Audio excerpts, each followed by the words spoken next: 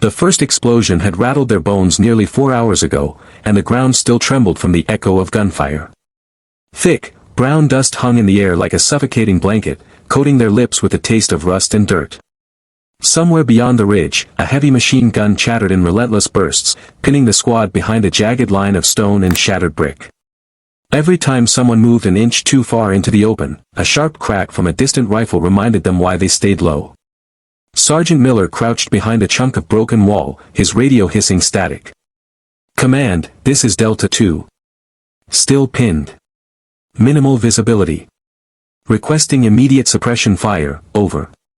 The reply was brief, almost apologetic. "Negative, Delta 2. Air support is still 20 minutes out. Hold position." Miller closed his eyes, muttering something under his breath that got lost in the distant thud of mortars. Private Daniels pressed his back against the wall, breathing through clenched teeth. His hands shook, not from fear, but from the constant adrenaline surge that had kept him alert for hours. He could hear the faint ringing in his ears from the earlier RPG strike that had blown half their cover away.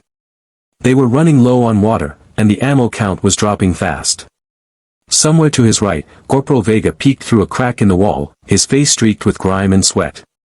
"They've got us zeroed in. There's at least one sniper up on that ridge, southwest corner. Every time we try to move, he's on us." Miller gave a curt nod. "Then we find him before he finds the next one of us." The sniper's position was a mystery. The ridge was cluttered with boulders, the shadows shifting with every passing cloud. The midday sun had turned the valley into a blinding haze, making it impossible to track muzzle flashes. Daniels adjusted his helmet and leaned forward just enough to scan the ridge. He wasn't a leader. He wasn't even the most experienced man in the squad. But he had something the others didn't, an unnatural patience. He could sit perfectly still, breathing in sync with the wind, waiting for a single movement to betray a target. A short burst of enemy fire tore through a section of their wall, spraying chips of stone across their faces.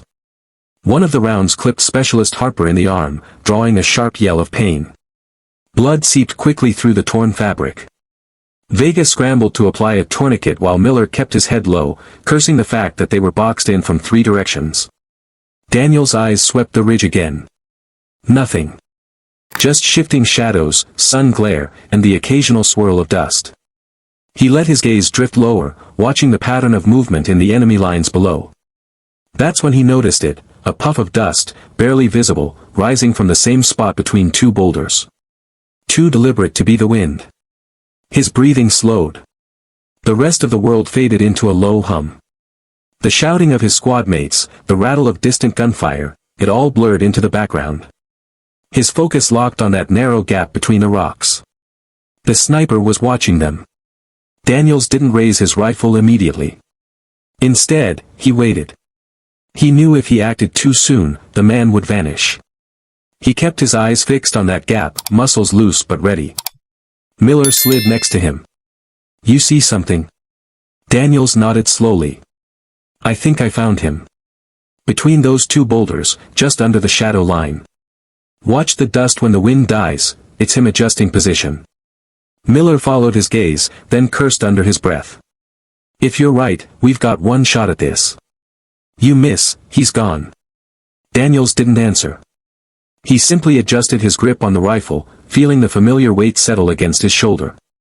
The noise of the battlefield began to fade even further, replaced by the steady rhythm of his own breathing. And still, he waited. The minutes dragged like hours. Every second they stayed pinned meant another second the enemy could tighten the noose. A thin haze of smoke drifted low across the ground, carried by a sluggish wind that seemed too tired to clear the air. Somewhere beyond the ridge, the heavy gun barked again, the sound bouncing off the canyon walls like a drumbeat of inevitability. Daniels kept his cheek pressed to the stock, his breathing locked into that familiar slow cadence, inhale, pause, exhale. He could almost forget the chaos around him, but the ringing in his ears and the metallic tang of dust on his tongue reminded him that time wasn't on their side. "Harper's stable," Vega reported from behind. "But he's gonna need evac soon. We can't wait for air support." Miller crouched beside Daniels, stealing another glance toward the ridge. "You sure about that position?" Daniels didn't shift his gaze. 100%. He's tucked in tight, watching us. Probably knows we've spotted him by now. The sergeant gave a grim nod. Then take him. The second you do, I'll move the squad forward. We've got to break this chokehold before they flank from the east. Daniel's finger hovered just outside the trigger guard. He adjusted his scope, compensating for the heat shimmer rising off the rocks. The magnified view revealed what he'd been waiting for, the barest glint of light. Not much, just a flicker, the kind that could only come from glass catching the sun. A scope. He counted the seconds. 1. 2. The glint vanished, replaced by stillness. Then, a shadow shifted, the faint outline of a shoulder moving as the sniper adjusted his rifle. Daniels exhaled slowly and squeezed. The shot cracked through the air, sharp and final. For an instant, the ridge seemed to pause, no return fire, no movement. Then, a figure slumped sideways out of the gap between the boulders, sliding limply down into the dust. Target down, Daniels murmured, lowering his rifle. Move! Miller barked. The squad surged forward, breaking from cover in a low sprint. Bullets whipped past, chipping at the stones, but without the sniper's precision, the fire was erratic. They advanced to a burned-out vehicle halfway up the slope, using it as temporary cover. Vega tossed a smoke grenade, the thick white plume masking their approach. Daniels reloaded, the motion automatic, his mind already scanning for the next threat. The machine gun was still hammering, its position somewhere behind a sandbag line near the ridge crest. They moved in bursts, 10 meters at a time, dropping into cover, scanning, then pushing forward again. The ground underfoot was loose and uneven, making each step a gamble. By the time they reached the last rise before the ridge, the air was heavy with the smell of burnt cordite. Miller held up a hand, signaling a halt. We're close. Guns dead ahead. Daniels risked a quick glance over the rise. The enemy gun nest was exactly where he'd guessed, 2 men on the weapon, another reloading ammo belts, their attention focused entirely downhill where the rest of the squad had been pinned earlier. They hadn't yet realized the tide had turned. Miller gave Daniels a quick point, take the gunners, fast. Daniels adjusted his aim, his breathing once again narrowing his focus. 2 shots, almost overlapping, and the gunners collapsed before they had a chance to swing the weapon. Vega and another soldier charged up, finishing the job with precise bursts into the sandbag line. The ridge was theirs. From up top, the view stretched for miles. They could see the winding valley below, the shattered remains of their earlier cover, and far off in the distance, the dust plumes of incoming air support finally making their way in. Daniels stayed crouched behind the sandbags, scanning for any movement. His heartbeat had slowed again, the adrenaline ebbing, replaced by the quiet awareness of what they'd just pulled off. Miller clapped him on the shoulder. That shot changed the whole fight. Daniels didn't reply. He just kept watching the valley, the echoes of the battle still ringing faintly in his ears. Somewhere in that silence was the knowledge that one decision, one breath, one pull of the trigger had turned survival into victory. The ridge had fallen silent, but silence in this place was never trustable. Daniels knew better than to think the fight was over. Down in the valley, the dust clouds from the approaching vehicles were growing thicker, their movement deliberate. Whoever was coming had heard the gunfire and was bringing reinforcements. Miller crouched beside him, scanning through his binoculars. 2 trucks, maybe 3. Light technicals, mounted weapons. ETA, 3 minutes. Too soon for our air support to do anything, Vega added, tightening the bandage on Harper's arm. The wounded man's face was pale, his breath shallow but steady. Daniel's eyes narrowed behind the scope. They'll try to retake the ridge. We hold here, we can cut them before they spread out. The squad quickly set into motion, moving with the kind of precision that came from too many battles fought together. Sandbags were shifted, extra ammo distributed, fields of fire assigned. Daniels found a position with a clean view of the valley's narrowest choke point. If they were coming, they'd have to pass through it. The first truck appeared, bouncing over the uneven terrain, its mounted gun already swiveling toward the ridge. Daniels tracked it through the scope, his breathing steady, his mind focused on the rhythm he'd learned long ago: find, aim, break the shot. His first round punched through the gunner before the weapon could even fire. The body crumpled, the truck swerving slightly but still pushing forward. Miller's rifle cracked beside him, dropping the driver and sending the vehicle skidding to a halt. The second truck tried to swing wide, but Vega's bursts tore through its windshield, forcing it to veer into a ditch. The third hesitated just a moment too long, and Daniel's shot found its front tire, snapping it flat and sending the truck fishtailing. "Keep the pressure on," Miller shouted, his voice carrying over the renewed chaos. The air filled with the smell of diesel and the sharp tang of spent rounds. The ridge shuddered under the return fire, rocks splintering as rounds smacked into them. Daniels shifted targets constantly, each trigger pull another line in a deadly conversation that only he could speak fluently. One by one, the attackers fell or scattered. Some tried to retreat back down the valley, but the squad's overlapping fire cut off their escape. Within minutes, the fight had collapsed into a few scattered gunshots, then nothing but the sound of the wind scraping over the ridge. Miller scanned the valley again, this time lowering the binoculars with a slow exhale. Clear. For the first time since morning, Daniels allowed himself to stand, rolling the stiffness out of his shoulders.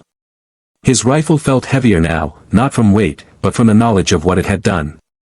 The ridge was quiet again, but this time, the quiet was theirs. Vega walked past, clapping Daniels on the back. "That first shot, without it, none of this happens." Daniels didn't answer right away. He just looked out over the ground they'd taken, the sun lowering toward the horizon and casting long shadows over the scarred earth. Harper stirred, wincing as he shifted on the stretcher. "We gonna make it out before night?" Miller nodded. "Air support's minutes out. Then we're gone." Daniel stayed a moment longer, watching the last traces of smoke drift away. He didn't think of the numbers, the shots fired, or the inches of ground gained. All he thought about was how a single decision, made in the space between breaths, had changed the ending of a fight that should have gone the other way. He picked up his pack, slung the rifle over his shoulder, and walked back toward the others. The battle was done, but the story would outlast the echoes of gunfire. The field was quiet now. Too quiet. Hours earlier, every inch of it had been alive with the mechanical chatter of rifles, the deep percussion of machine guns, and the deafening concussions of mortars. Now, all that remained was the muted hiss of the wind moving through the ruined grass and the occasional creak of twisted metal cooling in the air. Captain Hale stood still, his rifle hanging loosely at his side, eyes fixed on the ridge where the shot had come from. It had been one round. One perfectly timed, impossibly precise round that had ended what artillery, air support, and hours of fighting could not. The enemy position had gone silent within seconds, and the suffocating pressure of being pinned down had evaporated like mist in sunlight. He didn't know the shooter's name. None of them did. All they'd seen was the brief glint of glass up on the far ridge, a distant silhouette lowering a rifle, and then nothing. Whoever it was had vanished, leaving nothing but the echo of their single shot and the lives they'd saved. Around him, medics moved carefully between the wounded. They worked in that grim, focused silence only battlefield medics knew, the kind born of too many injuries and not enough time. Private Torres was lying on his back a few feet away, staring at the sky. His breathing was ragged, but he was alive. Hale crouched beside him. "You're good, Torres." "Stay with us," Hale said. Torres' lips twitched into something like a smile. That was one hell of a shot, sir." Hale looked toward the ridge again. "Yeah. It was." The evac birds arrived 20 minutes later. Two Black Hawks sweeping low over the tree line, rotors cutting through the heavy afternoon air. The sound grew until it drowned out thought, the wind from the blades kicking up clouds of dust and debris that stung the eyes. Hale and Sergeant Mackenzie moved through the chaos, guiding the wounded toward the waiting stretchers. When the last casualty was loaded, Hale stepped back, watching as the helicopters lifted off, banking hard toward the horizon. For a moment, he let himself believe it was over. But he knew better. The single shot had bought them life today, nothing more. Tomorrow, the war would still be here, waiting. Night came fast. The kind of darkness that seemed thicker after a long day under a burning sun. The survivors had set up a temporary perimeter, a makeshift camp in the ruins of a farmstead that had been caught between lines. Half the roof was gone, the walls riddled with holes from small arms fire, but it was shelter. Hale sat near a lantern, his journal open on his knee. He wasn't much for writing, but he felt the need to get this one down. Not for command. Not for the record. For himself. Pinned for hours, he wrote. Enemy had us locked. No way forward, no way out. Then one shot. Perfect. Surgical. Changed everything. I'll never know who it was. He stared at the words for a long time before closing the book. Somewhere out there, a rifleman, or woman, had made a choice. Had taken a shot that required not just skill, but nerve. And they hadn't stayed for the thanks. That was the part that gnawed at him. A few clicks away, high on the ridge, a lone figure moved through the dark. The rifle was already broken down, packed away in a weatherproof case. The ghillie suit was gone, replaced by civilian clothes from a small, worn backpack. No identifying marks, no dog tags, nothing to tie them to this field or this fight. They walked slowly, not because of injury, but because the mission was done. The adrenaline had faded, leaving that strange hollowness that came after precise violence. It wasn't satisfaction. Not exactly. It was something quieter, the knowledge that they had been the hinge on which lives had turned today. At the base of the ridge, they paused, looking back one last time at the distant flicker of the farmstead lanterns. Then they turned toward the tree line and disappeared. Back at camp, the men were trying to rest. Mackenzie was cleaning his weapon by touch alone, eyes half closed. Torres had finally fallen asleep, his breathing steady now. The air smelled faintly of cordite and burned earth, mixed with the sweet, heavy scent of wet grass. Hale walked the perimeter once more. Not because he thought the enemy would be back tonight, but because staying still felt impossible. As he reached the northern edge of the camp, he stopped. Far off, at the crest of the ridge, a small light flashed once. It could have been a trick of the eyes. Could have been nothing. But Hale knew better. It was a signal, not for him specifically, but for anyone paying attention. A simple message, you're safe. For now. He stood there for a long time, staring into the dark, until the light was gone. Morning broke with a heavy fog rolling across the fields. The kind that muffled sound and made the world feel smaller. The men moved slowly, the exhaustion of the previous day settling deep in their bones. Hale called for a patrol to sweep the ridge, not expecting to find anything. They returned an hour later with only a single shell casing, placed deliberately in the open on a flat rock. No fingerprints. No tracks. Just the casing, polished clean, as if it were meant to be found. Hale turned it over in his hand. It was from a high-caliber round, one favored by long-range specialists. On the base of the casing, scratched so lightly it was almost invisible, were 3 letters, EVC. He didn't know what they meant. But he knew they weren't random. Later, when they moved out, Hale kept the casing in his pocket. Weeks would pass before he heard whispers about a ghost shooter who moved between battlefields, always appearing where the fight was at its worst. No confirmed name. No confirmed allegiance. Just a legend, passed from one unit to another. Some called them the Watcher. Others said they were a former special operations sniper gone rogue. No one claimed to know for sure. Hale knew only one thing, when the moment came, and no one else could change the outcome, this person had. With one shot. And somewhere out there, they were still moving. Still watching. Still waiting for the next moment that required them.